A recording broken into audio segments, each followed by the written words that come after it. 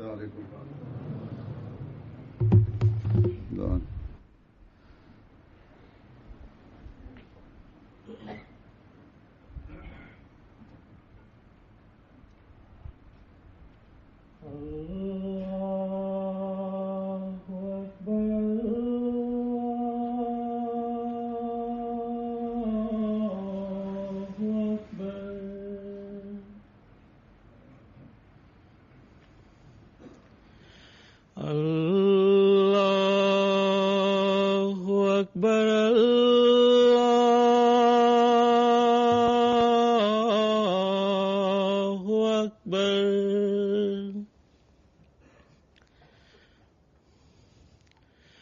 أشهد أن لا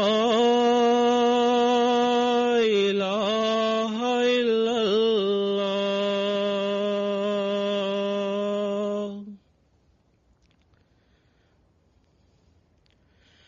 أشهد أن لا إله إلا الله.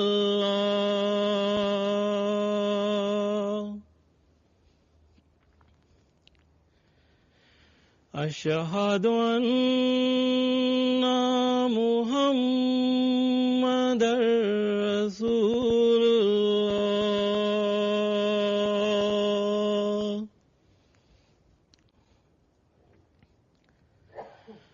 أشهد أن محمدًا رسول الله.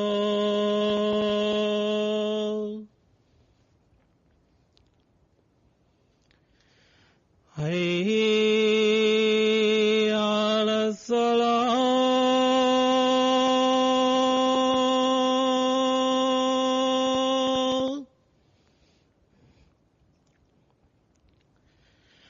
حي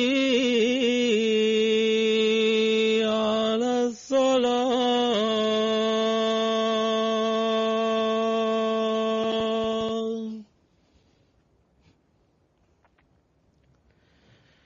حي على الفلاح.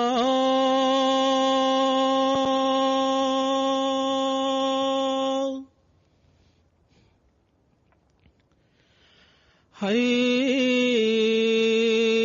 على الفلاح.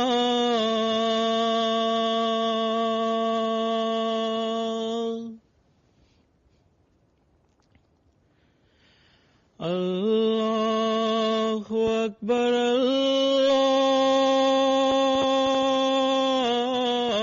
الله أكبر. لا إله إلا الله.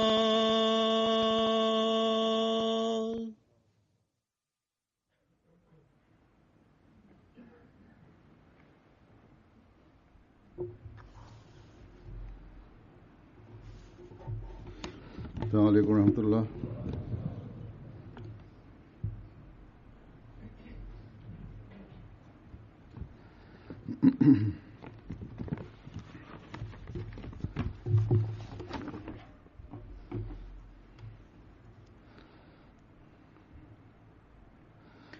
أشهد أن لا إله إلا الله وحده لا شريك له وأشهد أن محمدًا عبده ورسوله. أما بعد فأعوذ بالله من الشيطان الرجيم. بسم الله الرحمن الرحيم. الحمد لله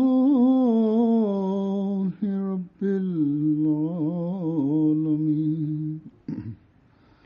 الرحمن الرحيم. مالك يوم الدين. إياك نعبد وإياك نستعين.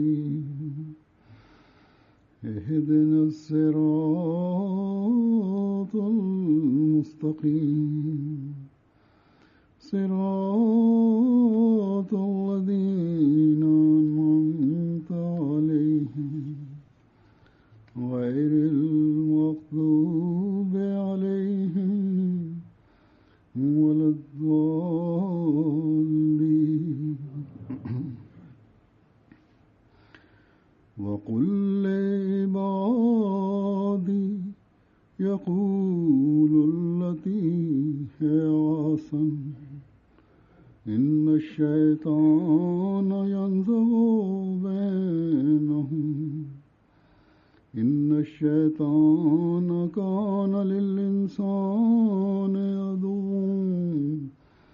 عدوا مبينا.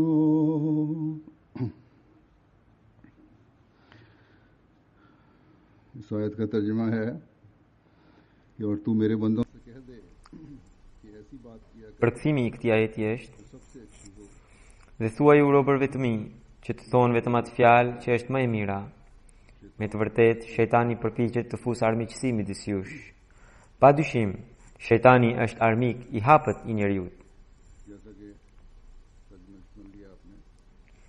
Që keni dëgjuar përkthimin që Allahu i lartësuar na jep mesazhin që ne të themi vetëm atë fjalë që është më e mira. Se pari, kur thot më e mira, do thot më e mira sipas Zotit të lartësuar. Prandaj Zoti i lartësuar në këtë ajet përdori fjalët robrit e mi, ibadi, pra.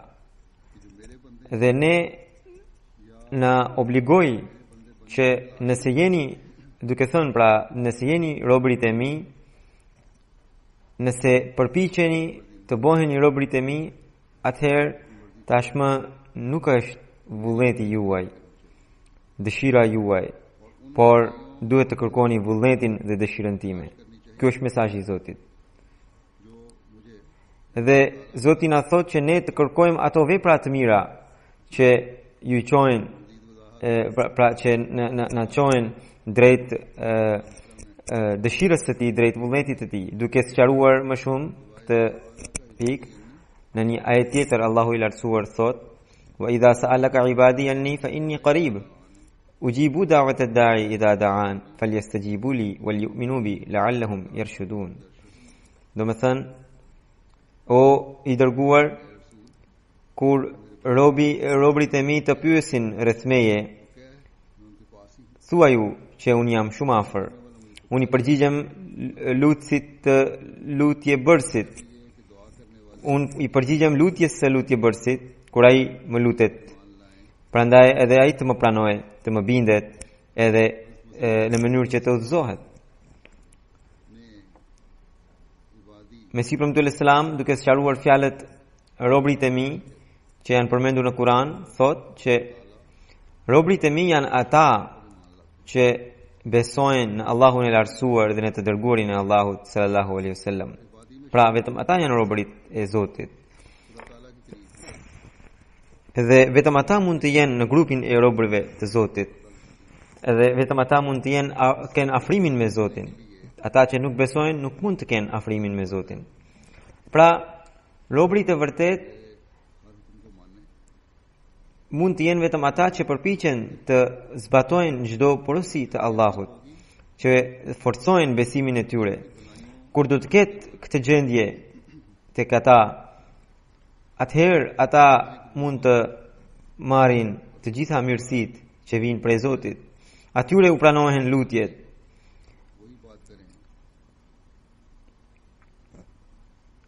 Dhe nëse ata thonë vetëm ato fjalë që janë të mira në sytë e Zotit, do thot edhe përpiqen të bëjnë ato gjëra. Edhe kështu atyre do t'i rritet besimi. Nuk mund të ndodh që ata të thonë fjalë të mira, që janë fjalë të mira sipas Zotit, e në anën tjetër vetë të mos përpiqen t'i bëjnë ato. Kjo nuk mund të ndodh. Pra veprat dhe fjalët tona të mos përputhen. Nëse ne jemi robrit e Zotit, kjo nuk mund të ndodh, sepse Allahu i lartësuar në një ajet tjetër thot për besimtarët, duke u drejtuar besimtarëve, thot: "Ya ayyuhalladhina amanu lima taquluna ma la taf'alun." O besimtar, pse thoni ato fjalë që nuk veproni vetë ju? kabura maqtan 'inda Allahi an taqulu ma la taf'alun. Është mëkat shumë i madh tek Zoti nëse ju thoni diçka që vetë nuk veproni. Pra Hazuri po thot për një gjë që ishte vendosur poshtë, thot që të largojmë atë.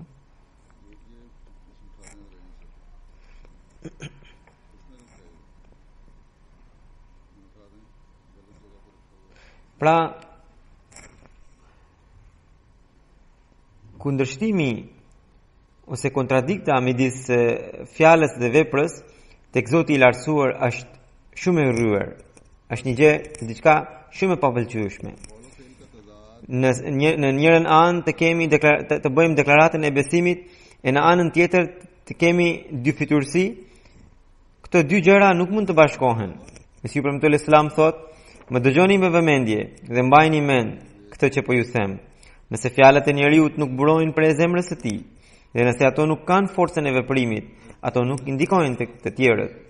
Andaj, kur Kurani thot të thoni atë fjalë që është më e mira, do thot ajo fjalë që është më e mira sipas Zotit, e jo sipas njeriut."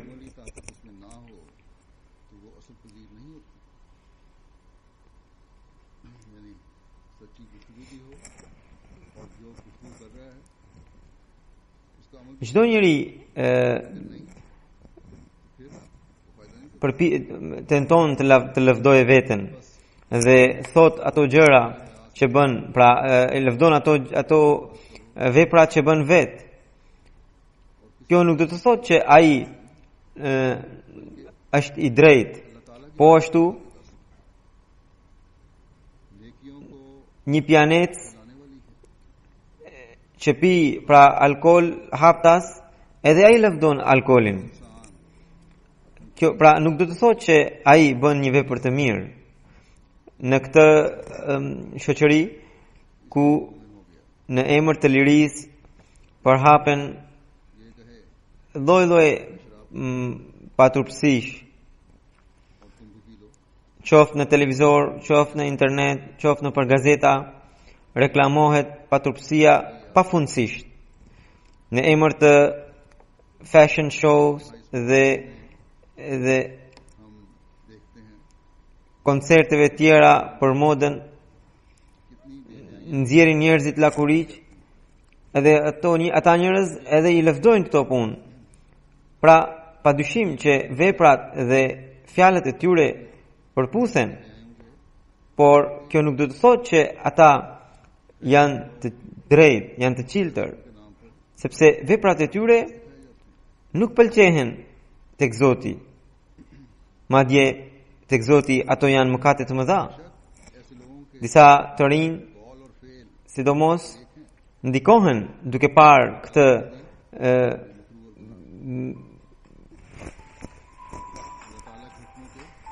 duke menduar që ata njerëz janë të drejtë, janë të qiltër, sepse bëjnë atë që thonë. Pra, kjo është një mashtrim. Dhe ata duhet të dinë që ata janë duke reklamuar paturpshmëri, e cila është e rryer tek Zoti i Madhërisëm. Pra, në këtë shoqëri të rinjt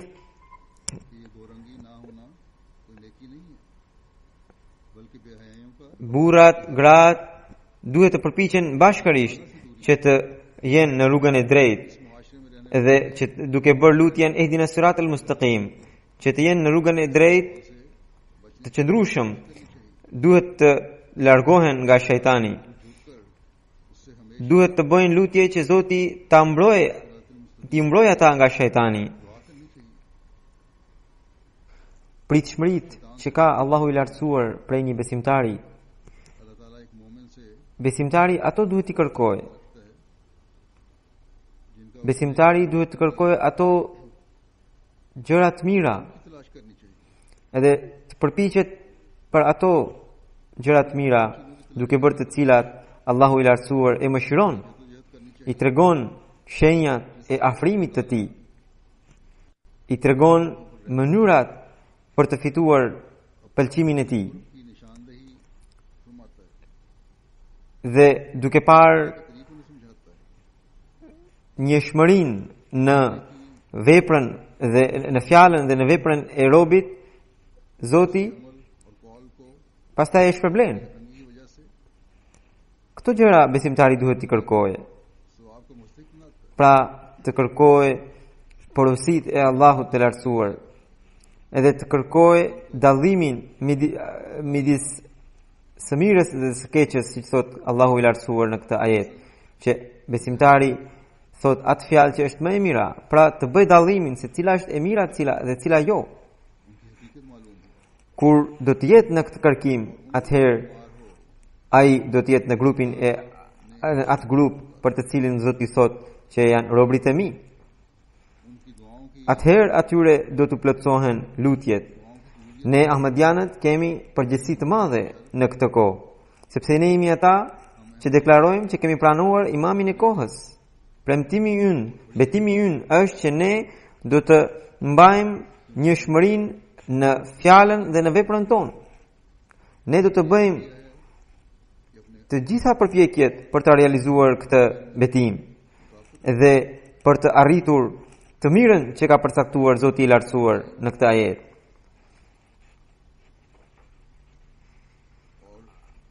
Atëherë do të jetë do të ketë përputhje vepra, fjala dhe vepra jonë.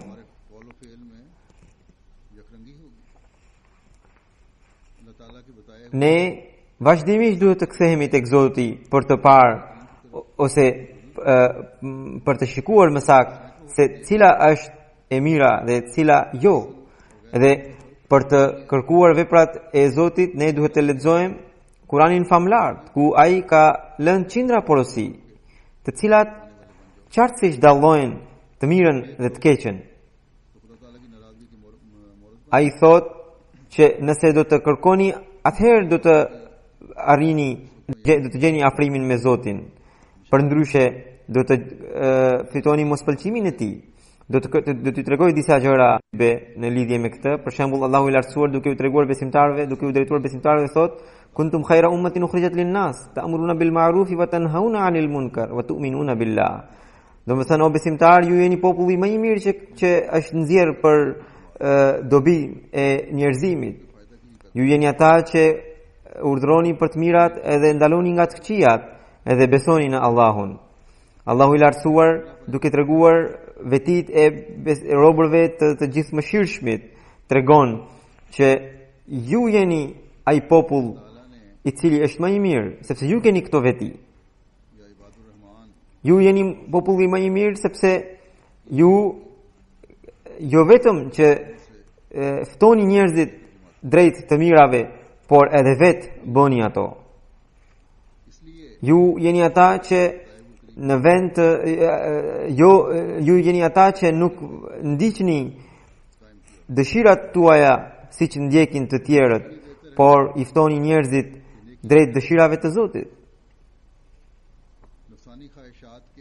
Ju jeni ata që i ndaloni njerëzit nga të këqijat, edhe jo vetëm që u thoni njerëzve që të ndalojnë nga të këqijat, por edhe vetë ndaloni nga ato.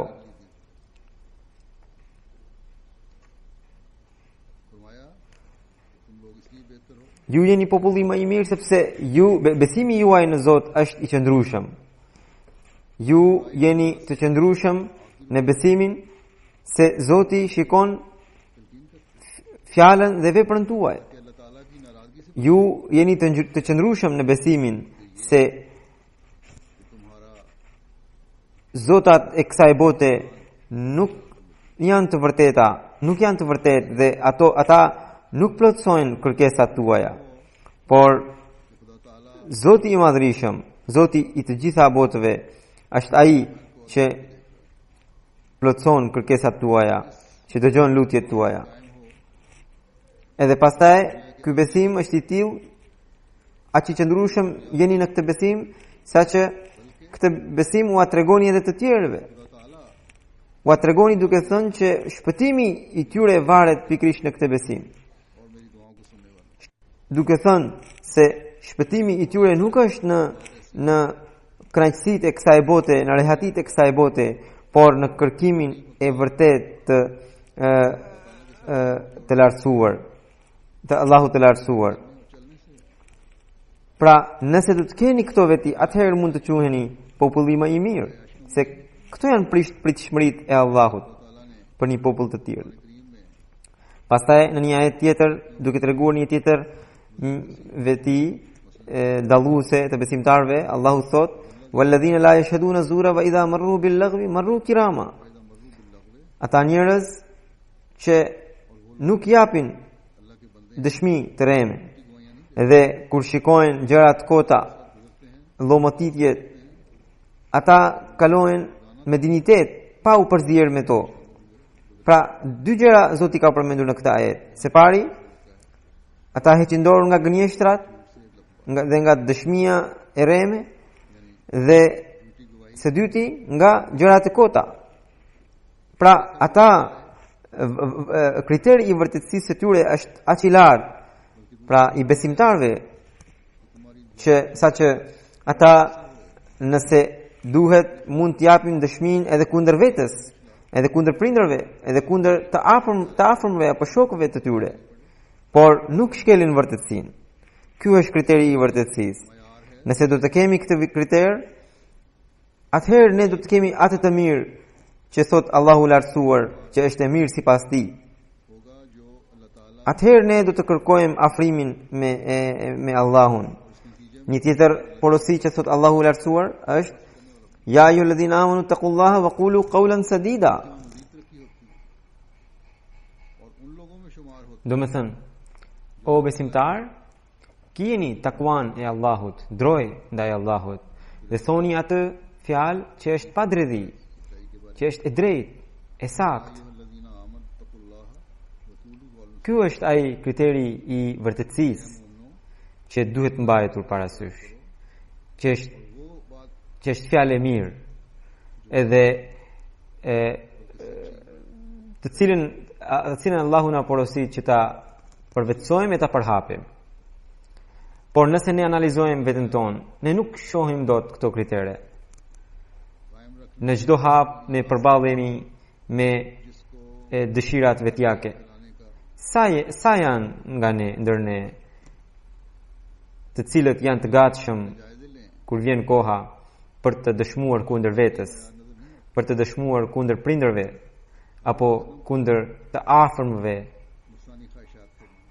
e për të vendosur pra kriterin e caktuar prej Allahut të lartësuar.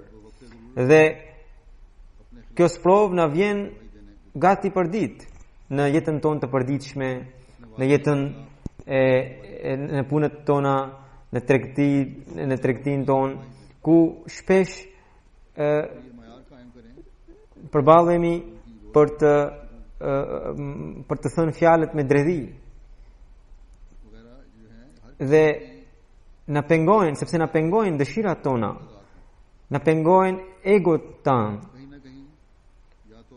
ose neve nuk na lejon që vetja që të pranojmë gabimin ton. Pra, bëhen të gjitha përpjekjet kur vjen koha për të drejtuar. Por duhet të dimë që nëse jemi besimtar, atëherë kriteri i fjalës pa dredhi është një ndër kriteret e rëndësishme për të përvetësuar fjalë të mirë që thot në këtë ajet. Nëse ne do ta përvetësojmë këtë kriter, atëherë shumica e grindjeve që ekzistojnë do të marrin fund. Nuk do ketë nevojë që njerëzit të shkojnë deri në gjykata. Madje me kompromis dhe me frymë dashurie mund të zgjidhen të gjitha punët. Edhe pasardhësit tanë do të kenë një nivel një standard më të lartë të vërtetësisë. Pastaj, duke theksuar akoma më shumë, Allahu i lartësuar na porosit që ne nuk duhet të qëndrojmë as në kuvendime në të cilat diskutohen fjalë të padenja apo diskutohet për gjëra të kota. Thot Allahu i lartësuar besimtarve që ata menjëherë duhet të qohen nga ato kuvendime dhe nga ato kuvendet dhe duhet të largohen. Nganjëherë këto bisedat ne bëjmë në shtëpitë tona dhe nganjëherë bisedojmë për gjëra të kota ose nganjëherë kundër sistemit të xhamatit. Unë shpesh ju kam thënë, nëse keni ndonjë ankesë ndaj ndonjë përgjegjësi të xhamatit, atëherë më shkruani mua. Nëse nuk arrini të çoni mesazhin tuaj siç duhet tek përgjegjësit e tjerë, atëherë më shkruani mua. Nuk duhet që ju të diskutoni fjalët e tyre, të metat e tyre në mbledhjet tuaja, në shtëpitë tuaja, sepse kështu nuk vjen në reformë, por kështu do të përhapen të këqijat akoma më shumë. Pastaj një gjë tjetër që është e rëndësishme nga e cila ne duhet të ruhemi është pahishmëria që është përhapur përmes televizionit, internetit, pra filma të pahishëm janë përhapur në internet, ose kërcime, këngë të pahishme, sidomos këngë indiane ku përmenden idhujt e fesë hindu, në të cilat mohohet qartësisht ekzistenca e Zotit, e njëshmërisë së Zotit. Dhe gjitha këto janë jo vetëm që janë gjëra të kota, por janë shirk. Edhe shirk edhe gënjeshtër, sepse shirku dhe gënjeshtër janë barabartë. Ne duhet të jemi larg këtyre gjërave. Pastaj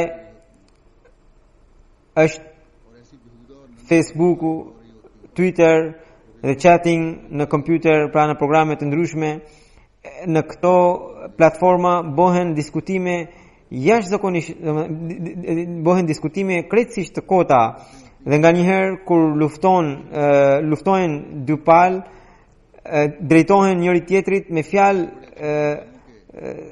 shumë të padenja. Disa ahmedian më dërgojnë edhe mua se çfarë bisede është bërë për shembull midis filanit dhe filanit. Edhe se pari në fakt edhe ata vetë marrin pjesë edhe pastaj më dërgojnë edhe mua për të më treguar. Janë fjalë të cilat as nuk mund të imagjinoj dot një njeri i thjesht, një njeri i sinqert. Dhe këto janë problemet e shoqërisë sotme ku janë përfshirë madje edhe fëmijët e familjeve fisnike. Por një ahmedian i vërtet duhet të ruhet nga këto gjëra. Sepse ky është një lanet apo një mallkim për shoqërinë e sotme dhe njeriu duhet të jetë shumë i vëmendshëm edhe nuk duhet të përfshihet në të këqijat e këtij. Ai gjithnjë duhet të jetë në kërkim të fjalës së mirë. Një tjetër porosi që jep Kurani famlar është walikulli wijhatun huwa muwalliha fastabiqul khairat. Zoti thotë që çdo kush ka një synim, edhe synimi juaj duhet të jetë që ju të garoni në veprat e mira me njëri tjetrin. Pra, nëse kur ne do të synojmë të garojmë në veprat e mira me njëri tjetrin, atëherë ne gjithnjë do të jemi në kërkim të së mirës, të asaj të mire që është e mira tek Zoti i lartësuar, dhe gjithnjë do të përpiqemi të shmangemi shejtanit. Ajetin që citova në fillim, inna shejtana yanzaghu bainahum, domethënë shejtani fut armiqësi midis jush. Shejtani është ai që ju nxit kundër Zotit, ju nxit të bëni veprat kundër pëlqimit të Zotit. Edhe fjala shejtan ka shumë kuptime. Shumica prej tyre ne e dim. Shejtani është ai që flet kundër Zotit të gjithëmëshirshmit, që sjell që bën njeriu të anoje nga rebelizmi, nga arroganca, që ka zjarin e lakmis dhe e zilis, që cyt dhe nxit njerëzit për të bërë vepra të këqija, për të dëmtuar të tjerët. Pra, çdo gjë që është kundër fjalës së mirë dhe që e nxit njeriu për të bërë kundër detyrimeve ndaj Zotit dhe ndaj robërve të tij vjen prej shejtanit. Nazagha yanzighu që është përmendet në këtë do të thotë fjalë shejtani. Pra edhe ato diskutime që janë në dëm të njerëzimit, në dëm të shoqërisë, gjithashtu burojnë prej shejtanit. Prandaj Allahu i lartësuar thotë që ai është armik i hapët juaj, sepse ju do të keni vetëm dëme prej tij. Edhe thotë, nëse ju do të bëheni robërit e mi dhe thot nëse ju nuk bëheni robërit e mi dhe largoheni nga porosia ime që përmendet në këtë ajet që thoni fjalën më të përshtatshme, më të mirë, atëherë do të largoheni nga robëria ndaj meje dhe do të hidheni në prehrin e shejtanit. Edhe shejtani do të ngjall gënjeshtra, armiqësi, kryeneqësi, rebelizëm në mendjet tuaja dhe ju do t'ju thyt dhe nxit për të bërë vepra të këqija, do t'ju fus në zjarrin e zilis. Prandaj profeti Muhammed sallallahu alaihi wasallam porositi që çdo natë para se të flini të recitoni 3 herë këto 2 suret e fundit, pra El Falaq dhe El Nas, edhe pastaj të fryni veten. Nuk mjaftojnë vetëm recitimi, por duhet të keni edhe vëmendje për të ikur shejtanit, për të shpëtuar nga djallëzit e tij. Pra të bëni edhe lutje, ti kërkoni ndihmë Allahut. Pra kjo ahsan, pra siç përmendet në këtë ajet, më e mira, fjala më e mirë do të jetë atëherë, do të realizohet atëherë kur ju do të përpiqeni maksimalisht për t'i shpëtuar shejtanit, për t'ju larguar shejtanit. Dhe për këtë duhet t'i kërkoni ndihmë vetëm Allahut. Mesihi premtuar Islam thot: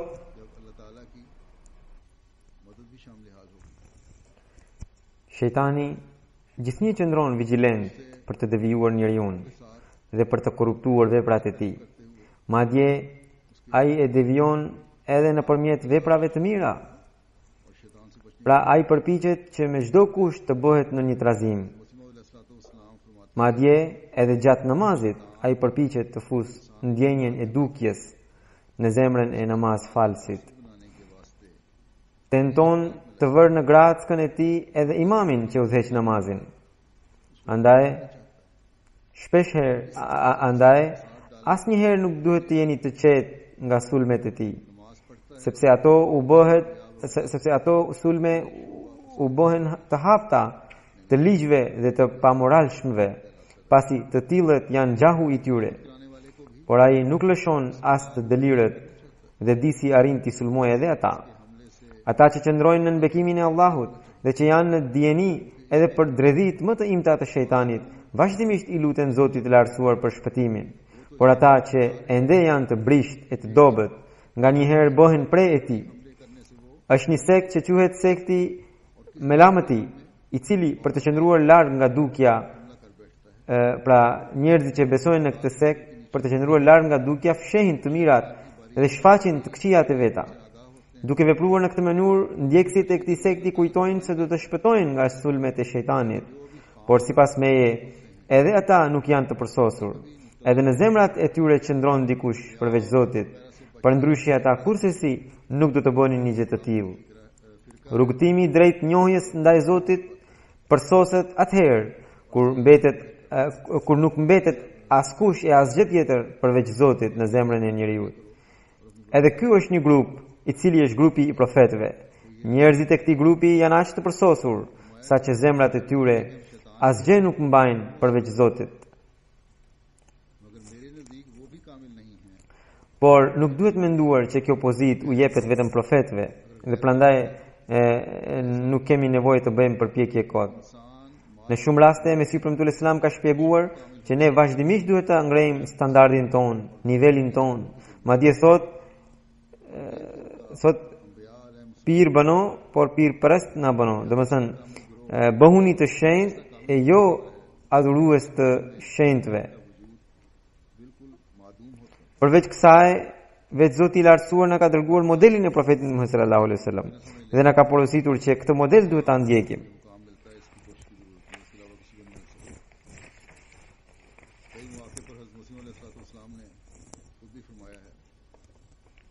Pra, për të shpëtuar nga sulmet e shejtanit, Allahu thotë se ju duhet të përpiqeni maksimalisht. Edhe për këtë është shumë e rëndësishme fjala e mirë, pra që thot në ajeti i Kuranit. Në çdo rast ne duhet të përdorim fjalë të mira, fjalë të sakta, pa dredhi. Edhe pastaj duhet të bëjmë edhe lutje vazhdimisht.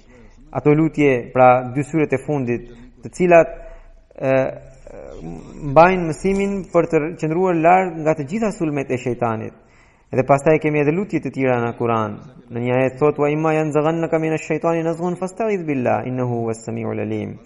Dhe Zoti thot se kur shejtani të bën që të rrëshqasësh ose të mashtron, atëherë kërkoj mbrojtjen e Allahut. Ai me të vërtet është i gjithdëgjueshëm edhe gjithdijshëm. Pra, duhet të bëjmë lutje tek Allahu i lartësuar për të shpëtuar nga shejtani. Auzu billahi minash shaitanir rajim, duhet të themi. Duhet të themi la haula wala quwata illa billahi al-aliyyil azim, me zemër të sinqertë.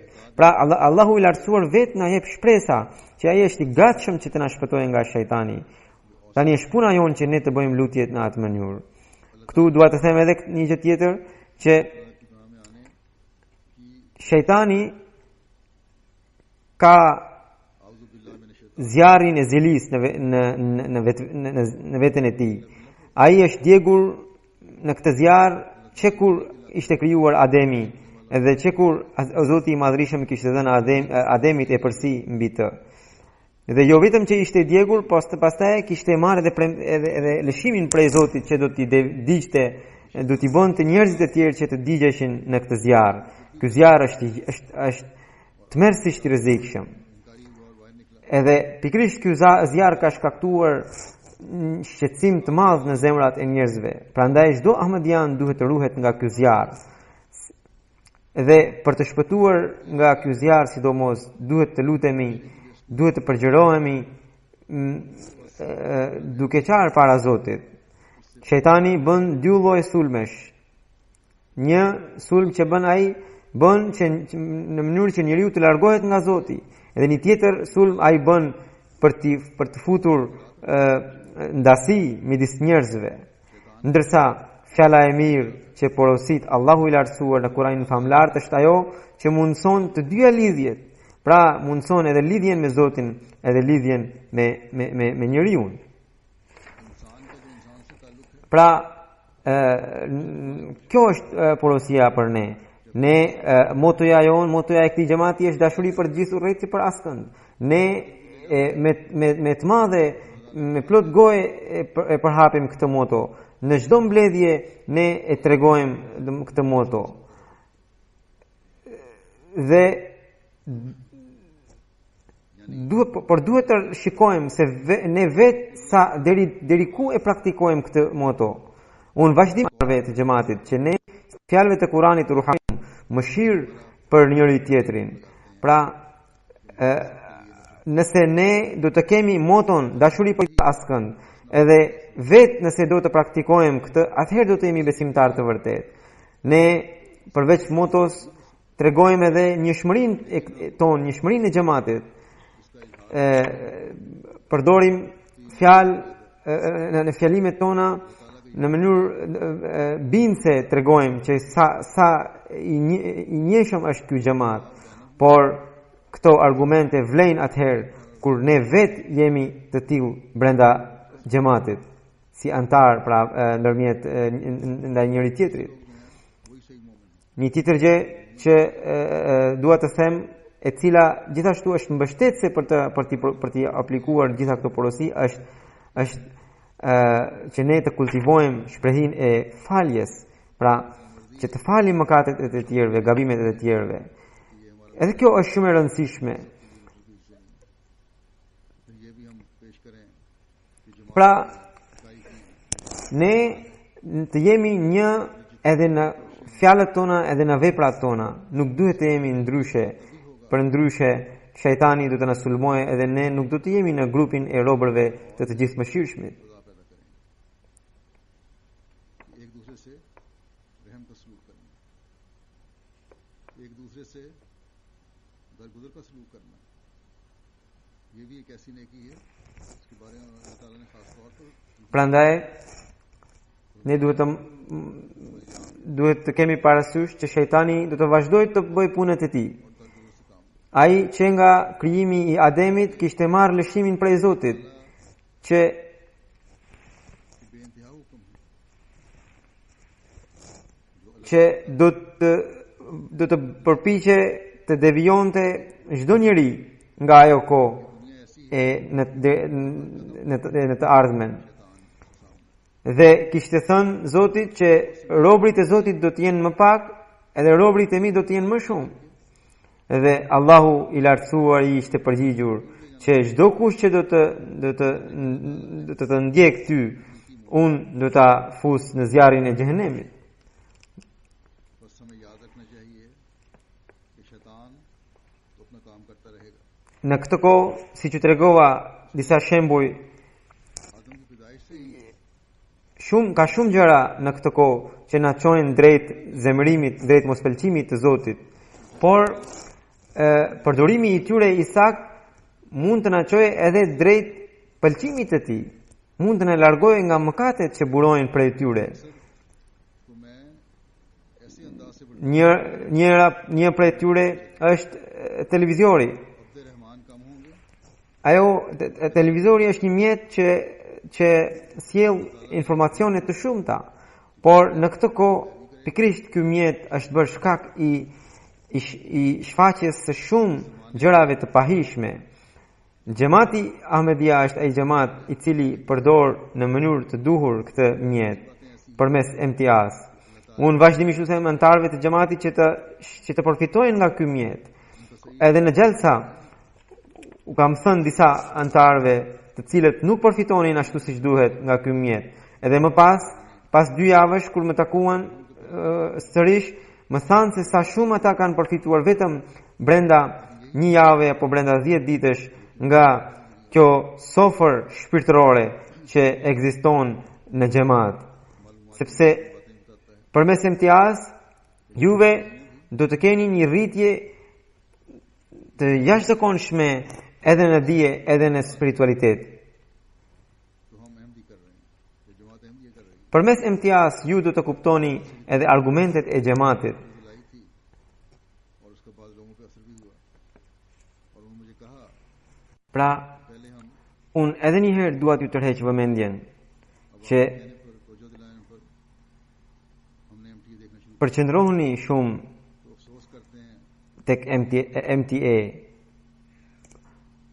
Shtëpitë tuaja të përfitojnë sa më shumë nga ky bekim në mënyrë që ju të shtoheni në dije e në spiritualitetin dhe pasardhësit tuaj të jenë të qëndrueshëm në bazat e xhamatit. Pra, ne duhet të përpiqemi maksimalisht që të lidhim veten me MTA-n, pra me kanalin MTA. Tani përveç fjalimeve të xumas, edhe emisionet të tjera jepen live, të cilat janë të mbushura me dije spiritualitetit dhe argumente të fesë e të besimit. Ato rrisin nivelin e dijes në xhamat. Xhamati shpenzon qindra mira dollar për këto emisione, vetëm që antarët e xhamatit të reformohen. Nëse antarët e xhamatit nuk përfitojnë siç duhet nga këto, atëherë e privojnë veten. Të tjerët alhamdulillah po përfitojnë maksimalisht.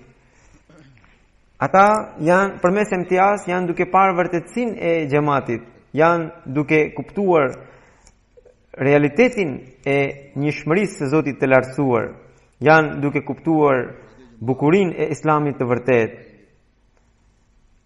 Pra ahmedianëve të këtushëm edhe ahmedianëve që jetojnë kudo në botë, u them gjithve që të përfitojnë sa më shumë nga kanali MTA, sepse ky është një bekim shumë i madh. Përveç këtyre dobive, kanali MTA gjithashtu ka një bekim që ai lidh xhamatin me kalifatin, mundson një lidhje të fortë me kalifatin. Allahu i lartësuar ka dhënë mendje njeriut dhe duke përdorur këto ai shpik gjëra nga më të reja. Allahu thot inna ja'alna ma'al ardi zinatan laha linabluwahum ayyuhum ahsanu amala. Ne kemi bër çdo gjë që ekziston në këtë tokë si zbukurim për tokën në mënyrë që të sprovojmë se kush nga ju bën veprat më të mira. Pra në këtë ajet Allahu çdo gjë të kësaj bote, çdo shpikje që prodhohet në këtë botë e quan si zbukurim. Pra vetë Zoti tregon që çdo gjë që ekziston në këtë botë ka dobi të saj. Por dobia e tyre do të realizohet, do të përfitohet atëherë kur ajo do të lidhet me veprën më të mirë të njeriu. Me vullnetin e bërjes së veprave të mira nga ana e njeriu. Pra të gjitha shpikjet që bëhen në këtë botë mund të shndrohen në mjete që shkaktojnë vepra të mira, sepse ato janë të bukura sipas Zotit, por kjo mund të ndodhë atëherë kur njeriu do të ketë parasysh pëlqimin e Allahut. Përndryshe ato janë sprova shumë të mëdha, shumë të rrezikshme për njeriu. Për shembull, siç ju tregova për televizionin, është një sprovë shumë e madhe për njerëzit. Kemi internet, kemi mjetet e tjera ku bëjnë chatting. Të gjitha këto janë sprova shumë të mëdha. Shumë familje prishen duke u futur në grackën e këtyre sprovave. Të rinj prishen, devijohen, bëhen të pamoralshëm. Por robi i vërtet i përdor këto mjete përmes fjalëve të mira dhe përmes veprave të mira, edhe synon pëlqimin e Allahut. Për të kërkuar pëlqimin e Allahut, ai ndjek porositë e tij që janë përmendur në Kur'anin famlar. Në këtë fjalim nuk mund të përmend të gjitha porositë. Një tjetër gjë që dua të nxjerr në pa, dua t'ju tërheq për të cilën dua t'ju tërheq vëmendjen, është ajo që ka lidhje me fjalën e mirë, është ajo që thot Allahu në Kur'anin famlar në këtë ajet: "Wa man ahsanu qawlan mimman da'a ila Allahi wa 'amila salihan wa qala innani minal muslimin." Dhe kush mund të jetë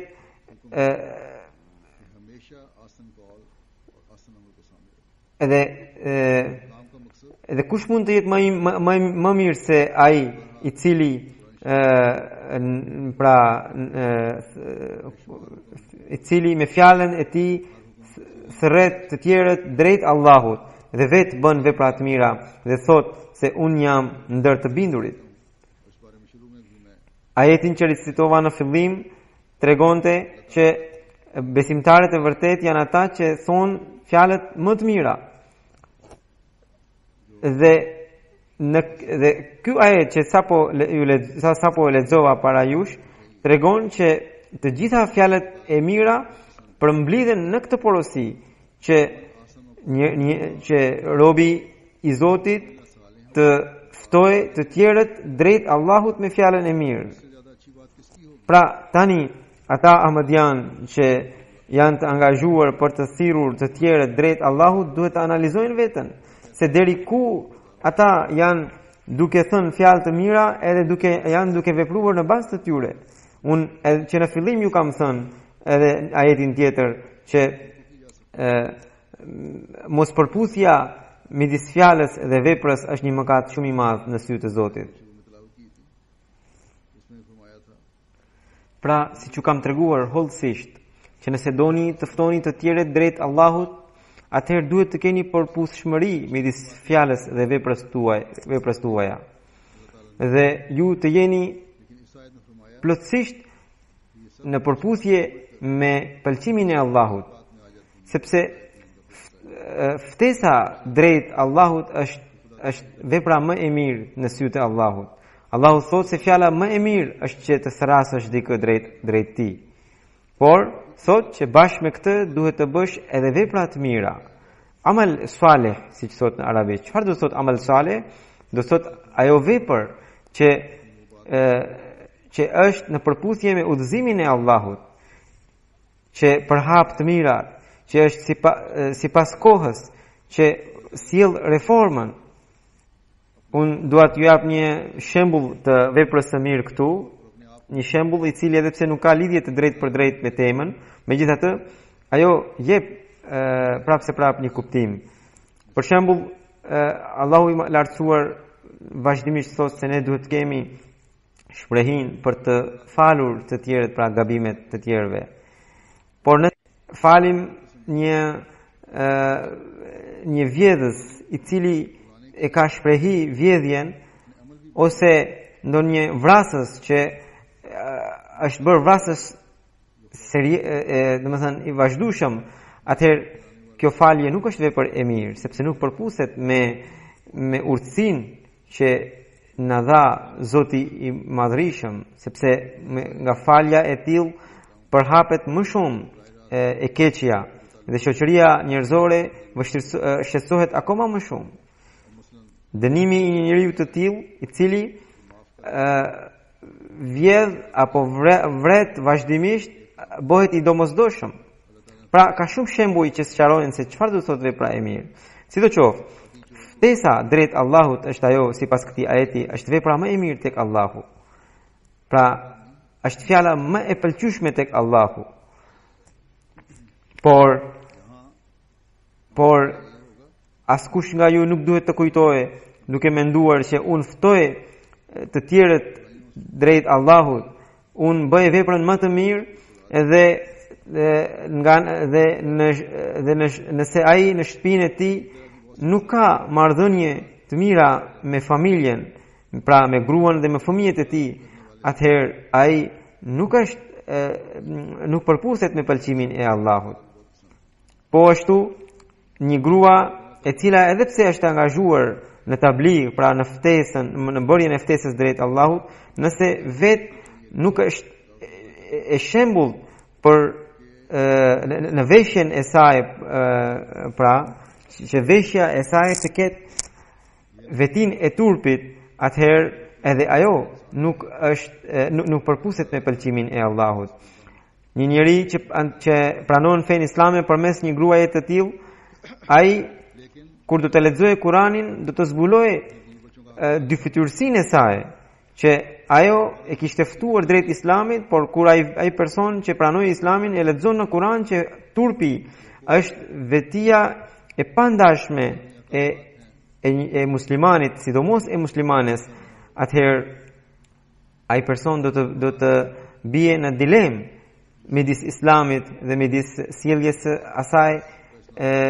asaj gruaje.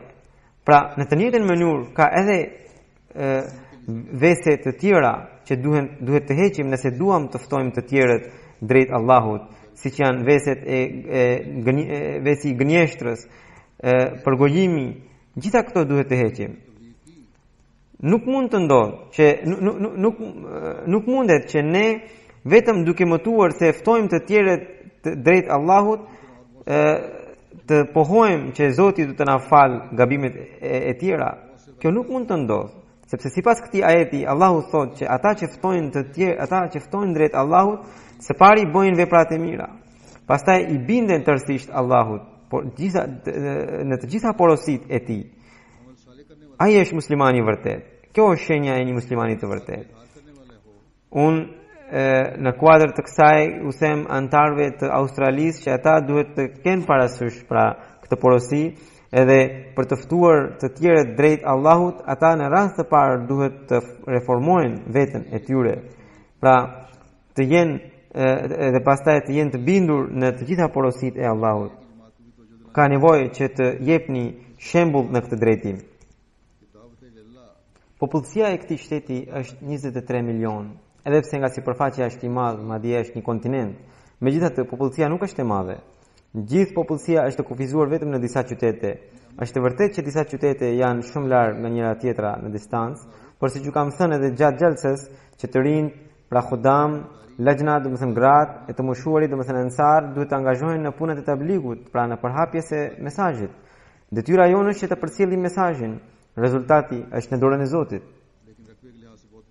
Nëse ne do të punojmë me qëndrueshmëri, edhe bashkërisht do të bëjmë edhe lutje, atëherë inshallah taala patjetër Zoti do të na japë rezultate.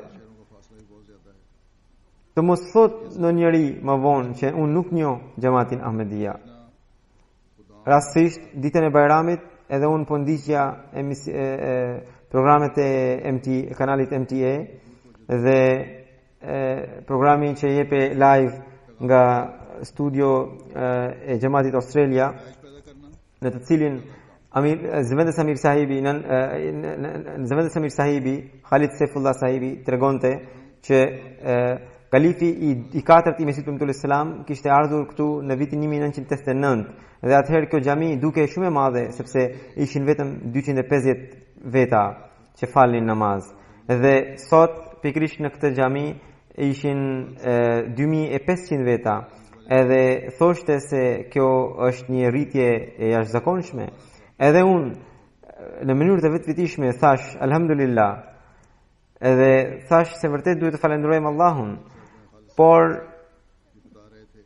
pastaj pas një çasti u futa në mendime dhe u shqetësova që për 24 vite, pra nga viti 1989 e deri më sot, për 24 vite, gjithë këta njerëz që janë shtuar vetëm nga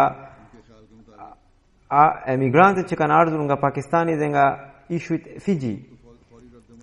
Me tabligh, pra me përhapjen, me propagandë, ju keni bërë maksimumi 2 apo 4 veta Ahmedian. Edhe ata nuk i mbajtët dot. Pra, në 24 vite ju nuk arritët të bëni as 24 Ahmedian. Pra, po flas për Ahmedianët vendas. Pra, as një Ahmedian për një vit. Dhe kjo rritje që ju keni është për shkak të paksimit që u bë në Pakistan dhe në ishujt Fiji. Jo për shkak të përpjekjeve të xhamatit të Australisë. Pra, ne nuk duhet të mbyllim syt nga realiteti.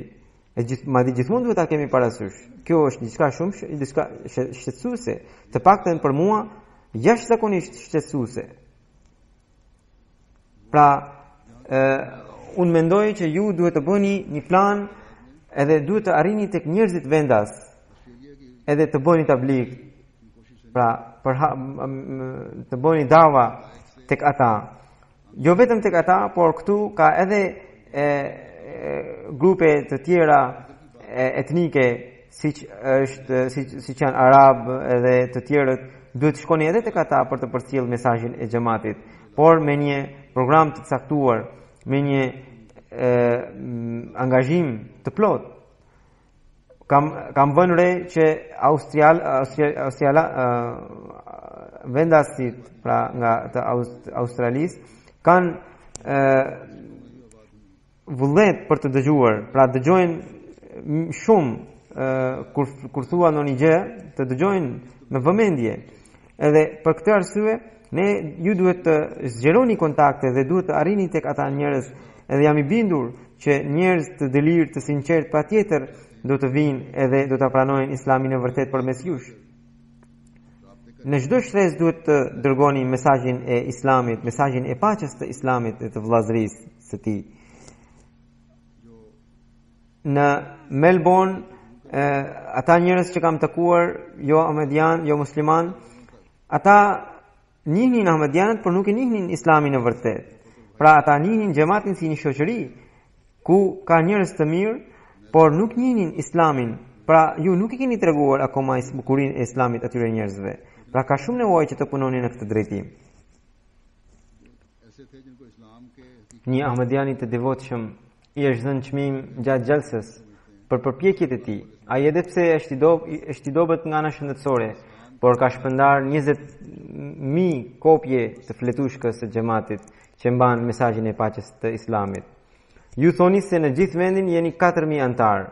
Sipas me jeni më shumë, sidoqoftë, nëse edhe gjysma e antarëve tuaj, pra 2.000 antar, do të shpërndanin nga 5.000 kopje të kësaj fletushke, atëherë deri tani do të shpërndanit 10 milion fletushka. Pra mund të përhape mesazhi i paqes të paktën në gjysmën e popullsisë brenda një viti. Pastaj do të përgatite fletushka tjetër me një mesazh të ri për të bligun, pra për përhapjen e mesazhit, përhapjen e xhamatit. Madje unë mendoj që nëse do ta bënit vetëm 1/4, madje vetëm 1/10 e kësaj, media vetë ju do të interesohe për ju dhe gazetat vetë do ta përcjellin mesazhin tuaj dhe me anë të tyre mesazhi juaj do të kalonte edhe në shumë shtete të tjera. Kështu ndodhi edhe në Amerikë. Xhamati bëri përpjekjet e tij, pastaj punën tjetër e bëri media.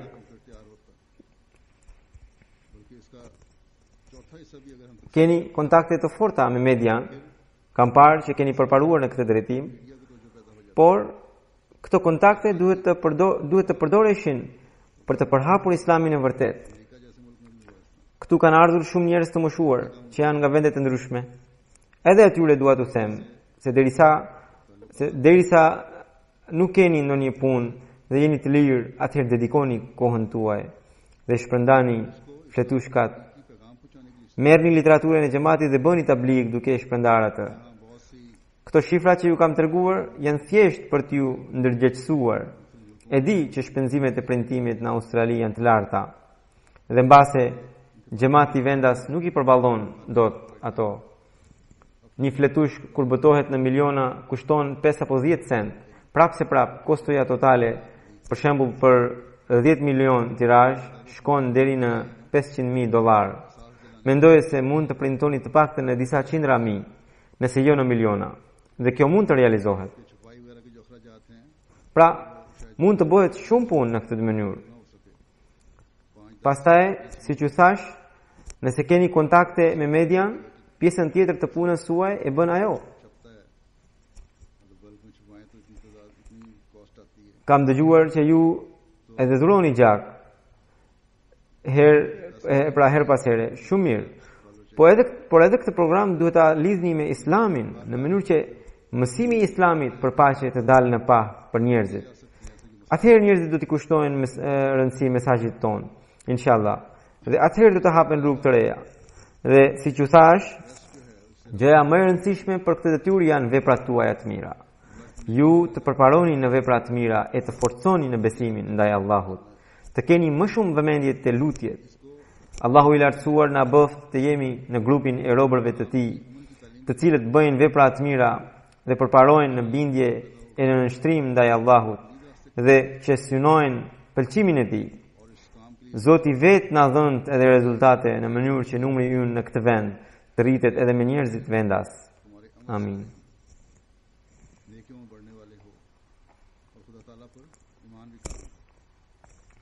Pas namazit do të udhëheq një xhenaze në mungesë, e cila është Sahibzadi Amatul Matin Sahibas, që ishte e bia e kalifit të dytë të Mesihut Premtuar selam dhe bashortja e Sejed Mir Mahmud Ahmed Nasir Sahibi. Ka ndruar jetë në 14 tetor gjatë natës. Inna lillahi wa inna ilaihi raji'un, jemi të Zotit tek ai do të kthehemi. Para 2-3 ditësh u bë dhe varrimi. Ajo kishte lindur me 21 dhjetor në vitin 1936 dhe pra kishte lindur në shtëpinë e Mesihut Premtuar selam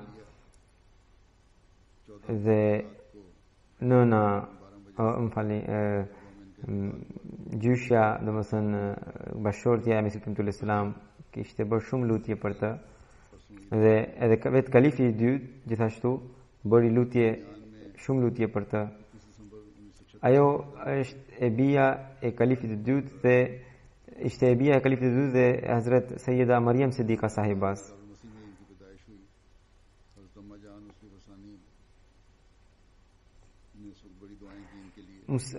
Kalifi i dytë i Mesihut Premtuar selam, pra i biri premtuar, Musleh Maud, ka shkruar edhe disa poezi në emër të kësaj vajze, të bie kësaj të bie të cilat janë botuar në një libër që është për fëmijë.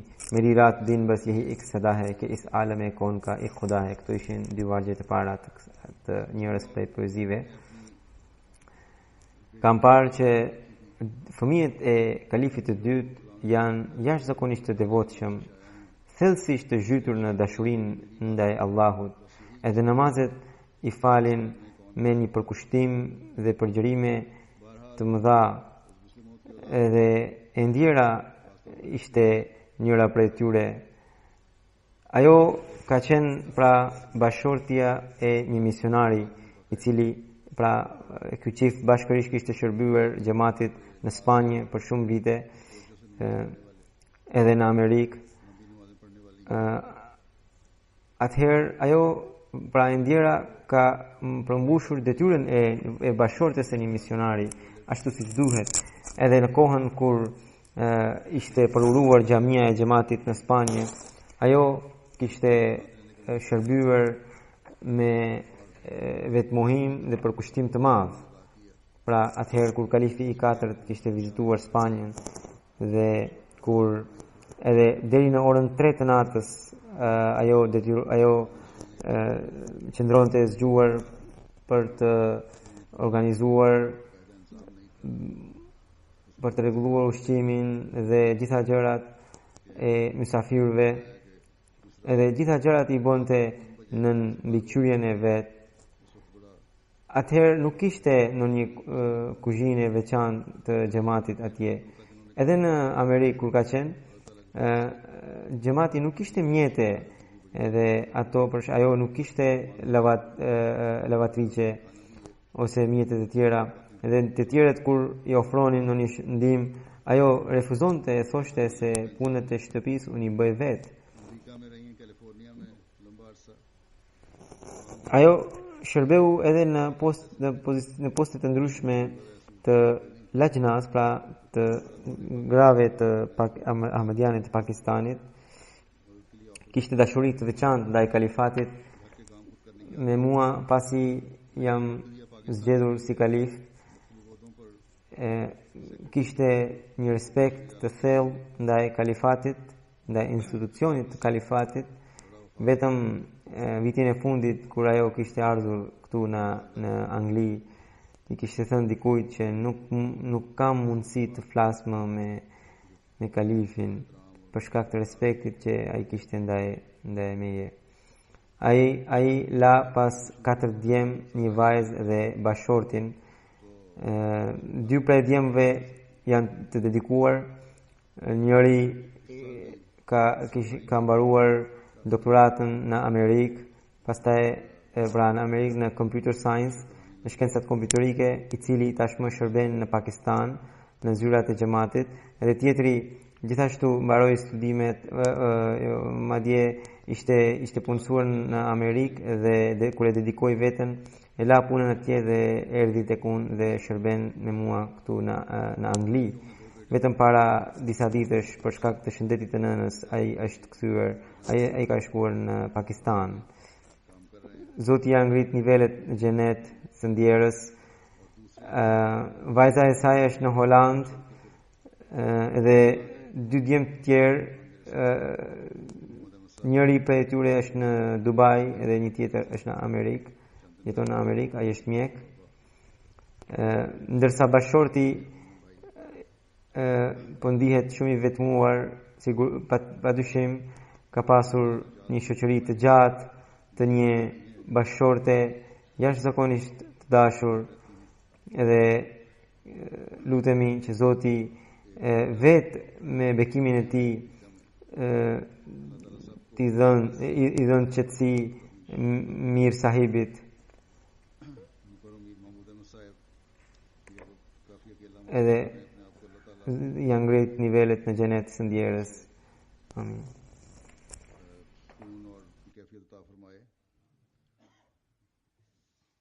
कमी है वो अल्लाह ताला ही अपने फजल से पूरी फरमा सकता है।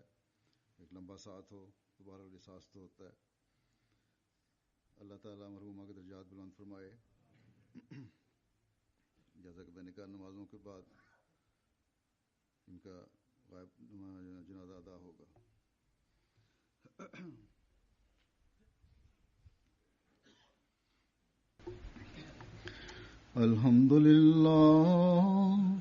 अल्हम्दुलिल्लाह नहमदुहु व नस्तईनुहु व नस्तगफिरुहु व नुमिनु बिही व नतवक्कलु अलैहि व नऊज़ु बिल्लाहि मिन शुरूरि अनफुसिना व मिन सय्यिआति अअमालिना मन यहदिहिल्लाहु फला मुदिल्ल लहु व मन युद्लिल्हु फला हादिय लहु व नशहदु अन ला इलाहा इल्लल्लाह व नशहदु अन्ना मुहम्मदन अब्दुहु व रसूलुहु इबादल्लाहि रहिमकुमुल्लाह इन्नल्लाह यअमुरु बिल अदलि वल इहसानि व ईताइ ज़िल क़ुर्बा व यन्हा अनिल फ़हशाइ वल मुनकरि वल बग़य यइज़ुकुम लअल्लकुम तज़क्करून उज़्कुरुल्लाह यज़्कुरुकुम वदूहु यस्तजिब लकुम वलज़िक्रुल्लाहि अकबर।